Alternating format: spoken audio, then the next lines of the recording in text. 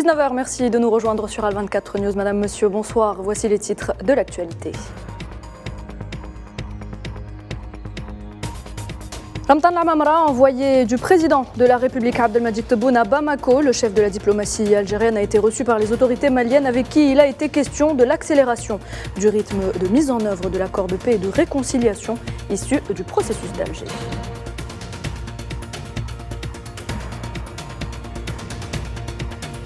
Réunion du Conseil de sécurité de l'ONU sur le Sahel. Les pays du G5 Sahel décident par ailleurs du transfert de leur siège à Niamey au Niger.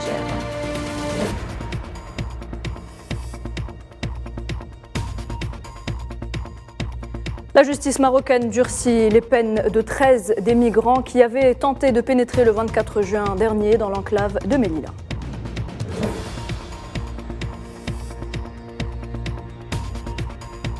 Et puis le Parlement sioniste adopte le projet de loi sur l'extension du droit pénal aux colons vivant en Cisjordanie. La loi accorde aux colons les mêmes droits que les citoyens vivant dans les territoires occupés.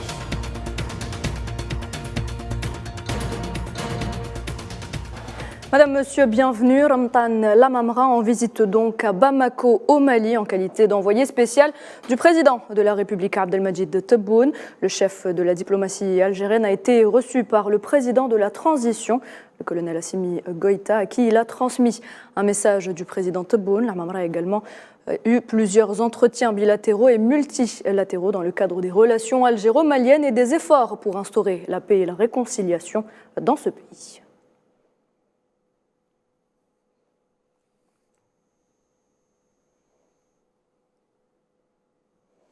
Nous le disions en titre, le Conseil de sécurité de l'ONU tient ce mardi une séance d'information publique suivie de consultations sur la situation en Afrique de l'Ouest et au Sahel.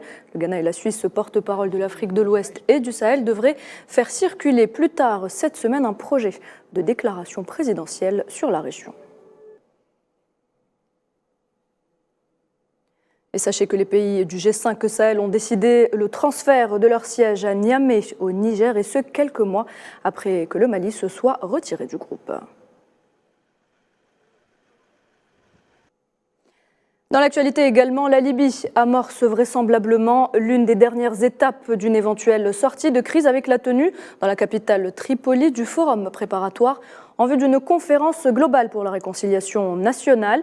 Il réunit des représentants de différentes parties libyennes, le président de l'Union africaine et président sénégalais Macky Sall et le président de la Commission de l'Union africaine Moussa Faki Mahamat, ainsi que le secrétaire général de la Ligue arabe Ahmed Aboulreit, y ont prononcé des discours par visioconférence. Ils ont souligné l'importance de la réconciliation nationale pour la paix et la stabilité en Libye.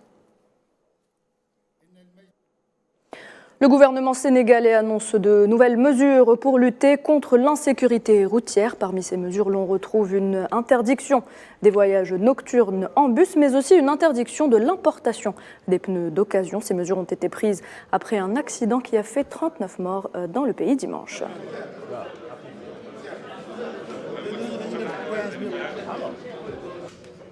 Le ministre de l'Intérieur et le ministre des Transports de prendre dans les 72 heures un arrêté interministériel portant interdiction de circuler pour les véhicules de transport public de voyageurs sur les routes interurbaines entre 23h et 5h du matin et rappelant les horaires de circulation des véhicules de transport et de marchandises dans Dakar.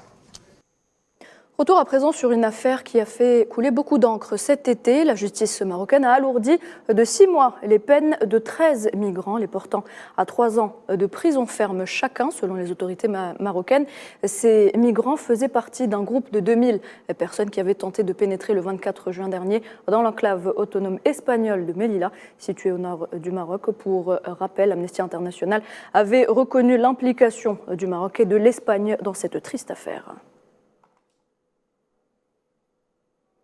Et puis le Parlement sioniste adopte le projet de loi sur l'extension du droit pénal aux colons vivant en Cisjordanie. La loi de 1967 accorde aux colons les mêmes droits que les citoyens vivant dans les territoires occupés.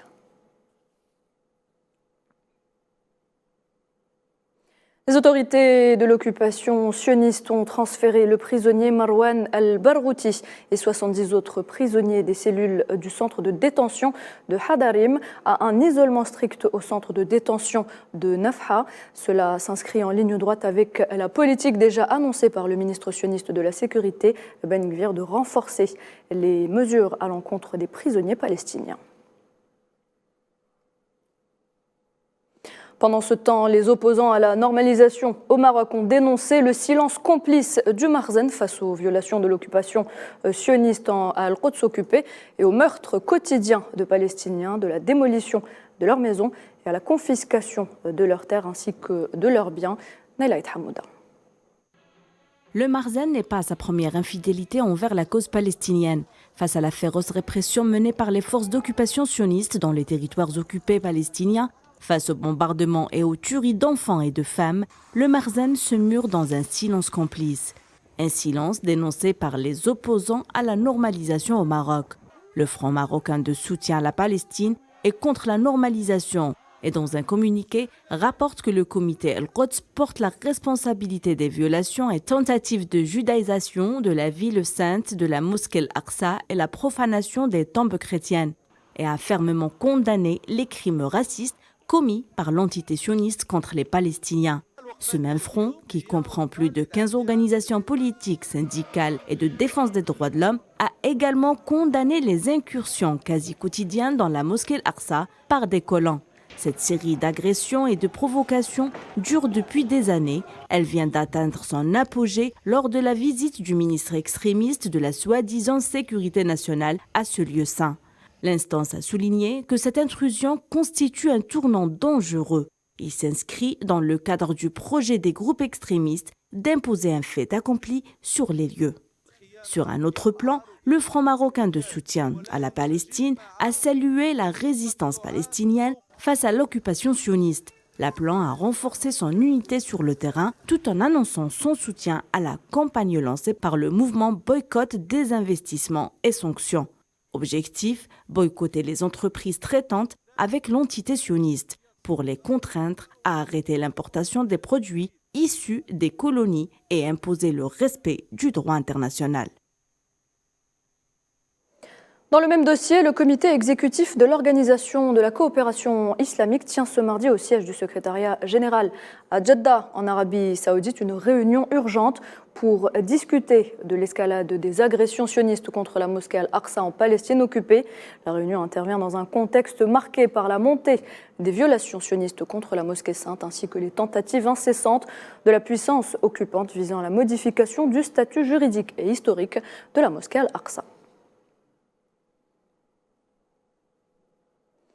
Dans un tout autre registre, l'Union européenne et l'OTAN déterminées à faire passer leur partenariat à un niveau supérieur en raison de la guerre en Ukraine. Les deux organisations basées à Bruxelles veulent également dissiper le sentiment que les efforts pour renforcer le rôle de l'Union européenne dans la défense ne sapent l'alliance dirigée par les États-Unis. Mohamed Wali Ben Chaban. L'Union européenne et l'OTAN passent la vitesse supérieure dans leur coopération contre Moscou.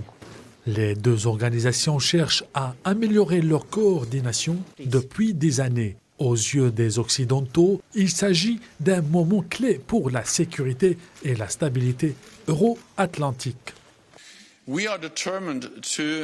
Nous sommes déterminés à porter le partenariat entre l'OTAN et l'Union européenne à un niveau supérieur pour faire face en particulier à la concurrence géostratégique croissante, aux questions de résilience et à la protection des infrastructures critiques, ainsi qu'aux technologies spatiales émergentes et perturbatrices, aux incidences du changement climatique sur la sécurité, à l'ingérence et à la manipulation de l'information. La coopération indique clairement que l'OTAN reste le fondement de la défense collective et demeure essentielle pour la sécurité au vieux continent et reconnaît également la valeur d'une défense européenne plus performante qui contribue positivement à la sécurité entre les deux alliés. L'OTAN va renforcer sa présence en Europe orientale et comptera deux nouveaux membres, la Suède et la Finlande. Poutine voulait moins d'OTAN, mais il a obtenu le contraire. Il aura plus d'OTAN et vous aurez plus d'Union européenne. Nous devenons également plus forts. Face aux nombreux défis géopolitiques, les Occidentaux accusent la Russie et font craindre d'une extension de la guerre au-delà des frontières de l'Ukraine. De ce fait, l'Union européenne et l'OTAN souhaitent approfondir ce vieux partenariat de plus de 20 ans avec l'adhésion de la Suède et la Finlande. La guerre en Ukraine, justement, on en parle. Les séparatistes pro-russes de la région de Donetsk, dans l'est de l'Ukraine, ont affirmé avoir pris le contrôle d'un village situé près de la ville de Bakhmout, l'épicentre actuel des combats que les forces de Moscou cherchent à conquérir depuis plusieurs mois.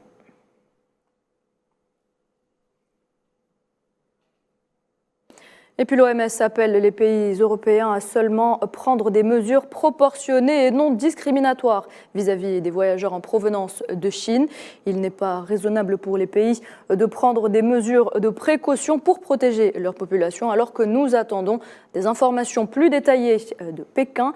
Mais ces mesures doivent être scientifiquement justifiées. C'est ce qu'a déclaré le directeur régional de l'OMS, Hans Kluge, que l'on écoute.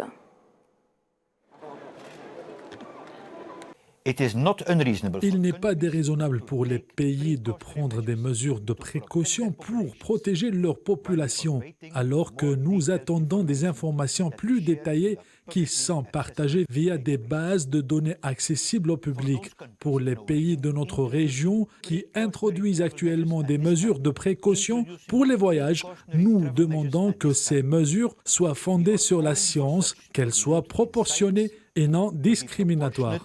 And non-discriminatory. Sport football, à J-3 du coup d'envoi du championnat d'Afrique des Nations, CHAN 2022. L'heure est aux derniers ajustements avant la cérémonie d'ouverture et le match devant opposer l'Algérie à la Libye. Je vous invite justement à écouter le gardien de la sélection algérienne, Alexis Gendouzi. Il s'exprimait au micro de notre envoyé spécial, Salah Faisal. C'était en zone mixte juste avant le début de la séance d'entraînement. Non, pour l'instant, on se concentre sur le premier match, on se concentre sur la Libye. Comme vous avez dit, c'est chaque match les uns après les autres. Donc pour l'instant, c'est la Libye, on se concentre sur la Libye, on étudie la Libye, on travaille pour contrer justement cette équipe et gagner ce match. Et après ce match-là, on verra le prochain adversaire, chaque chose en son temps. Bien sûr, on espère que tout le monde sera là pour nous supporter, pour nous soutenir et que toute ce CHAN, ça soit une grande fête pour tout le monde. Alexis Gendouzi qui était donc au micro de notre envoyé spécial Salah Faisal, que l'on retrouve en direct du Centre technique national de Sidi Moussa, lieu de préparation de la sélection nationale. Faisal, bonsoir. Bonsoir Louette. Alors Faisal, dernière ligne droite pour les Verts avant d'entamer la compétition le 13 janvier face à la Libye. Les protégés de Bougra sont focus sur le premier match, sur le match de l'ouverture face à la Libye. On a entendu Alexis Gendouzi parler du premier match face à la Libye parce qu'on connaît la difficulté d'un tournoi pareil. On connaît très bien que le premier match est important. C'est lui le plus important parce que si on gagne les 3 points. Donc Bougra est focus et aussi serein avec son équipe. On peut dire que aujourd'hui l'équipe nationale algérienne s'est entraînée avec un effectif, on va dire, pas au grand complet. Il y a un joueur encore qui manque, c'est Bakir. 3 joueurs ont passé à la zone mixte. Il s'agit de Alexis Gendouzi qu'on a entendu, Ayman Mahious, l'attaquant, qui parlait aussi de l'attaque et débute, et aussi Aziz Alhamri. Donc l'équipe d'Algérie, on peut dire qu'elle est au rang complet. Le staff technique, il était là. Masbah, on l'a vu, Karim Matmour, pour motiver cette équipe, cette jeunesse, les A-primes d'Algérie. C'est un événement très important, le CHAN qui arrive. Et aujourd'hui, je pense que Majid Bougra a ouvert cette séance d'entraînement à la presse pour que les joueurs s'habituent. Parce que dans un événement pareil, on va être face à la presse nationale et internationale. Très bien, croisons les doigts alors pour l'équipe nationale. Merci Salah Faisal. Je rappelle que vous étiez en direct du Centre technique national de Sidi Moussa. Et c'est avec cette information que l'on arrive à la fin de cette édition. Merci de l'avoir suivi. Restez avec nous pour l'échiquier international, votre émission de débat. À tout de suite.